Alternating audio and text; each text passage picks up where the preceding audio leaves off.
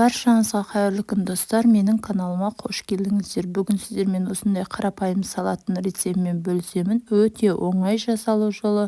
Сіздер де жасап көріңіздер. Видеоны соңына дейін көріп, менімен бірге болыңыздар.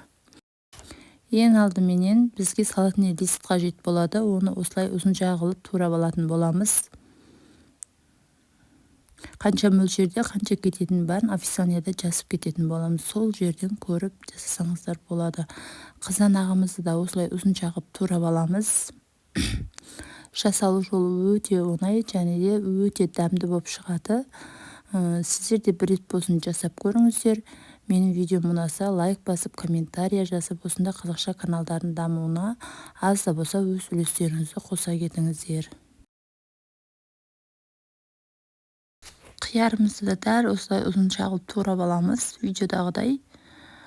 Менің каналыма өтсеңіздер, видео бөліміне өтсеңіздер, сол жерде керемет пайдалы видеолар бар. Сол жерде ашып көрсеңіздер болады. Сіздердің пайдаларыңызға жарайтынына сенімдімін. Енді бізге колбаса қажет болады. Колбасамызды да осылай ұсақтап ұзынша қылып турап аламыз. Колбаса ұнамайтын, жемейтін болсаңыздар, оның орнына ет қоссаңыздар болады. Етті осылай ұзынша қылып турап алсаңыздар, ол да өте дәмді болып шығады. Енді ол өз қалауларыңыз бойынша. Енді салатымызды жинақтаймыз. Салатный лист, помидор, қызанақ және де осындай жүгерімізді қосамыз.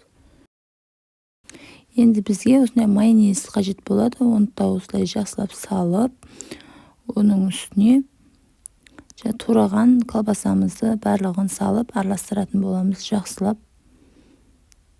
Өте дәмді болып шықты. Сіздер де жасап көріңіздер. Видео ұнаса лайк басып, комментария жазып, осындай қазақша каналдардың дамуына аз да болса өз үлестеріңізді қоса кетіңіздер. Жақсылап араластырамыз. Тұзы кем болса азырақ тұз салып жіберсеңіздер болады. Енді ол өз қалауларыңыз бойынша.